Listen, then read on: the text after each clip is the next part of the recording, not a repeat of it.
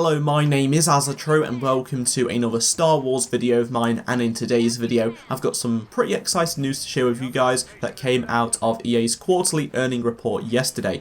They did talk about how many copies of Battlefront had been sold among the next visceral Star Wars game that is coming out in the future, and a tease to the next Star Wars Battlefront game. If you aren't around here and yet to click that subscribe button for more Battlefront news updates, make sure to do so so you'll never miss any Battlefront information. Anyway, let's move on to the news from EA themselves.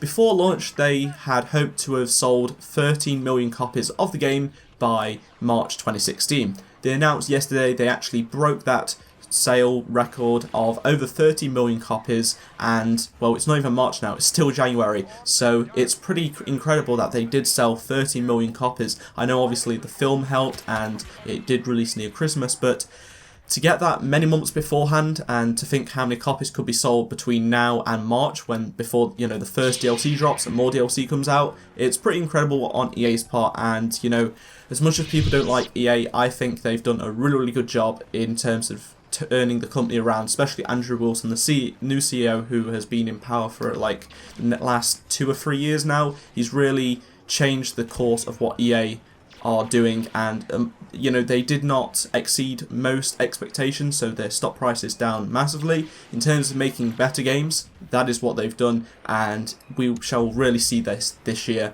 in 2016 when we get a lot more games from them.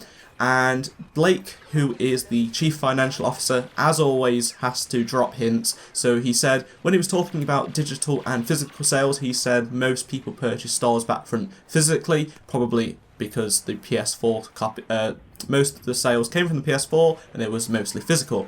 And he said when we do the next Battlefront, he has no idea if that will be the same trend, because obviously most people are sort of switching over to digital now, and who knows, in 2-3 years time when the next Battlefront does release alongside maybe episode 8 in 2017, we may actually get a digital only version. We don't know how the gaming industry will go. He also briefly hinted that the upcoming RPG open world Star Wars action adventure game is still a few years out, which actually puts a stop to the rumour about Imperial Commando releasing in 2017.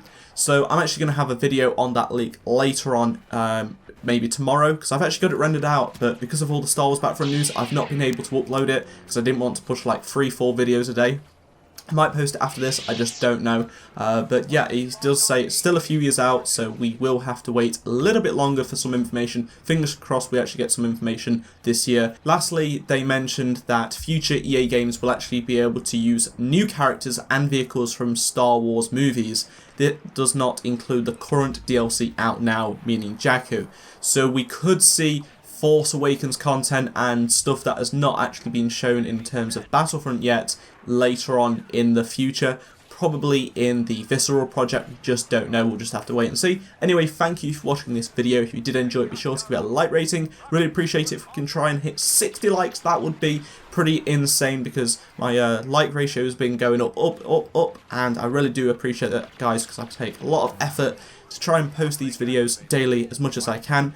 And if you want to comment on anything I've talked about, be sure to let me know in the comment section below. I'd really appreciate that as well. Start a bit of a discussion. If you missed any of the 2 videos on screen, be sure to check them out, and I shall see you all in my next Star Wars Battlefront video. Goodbye.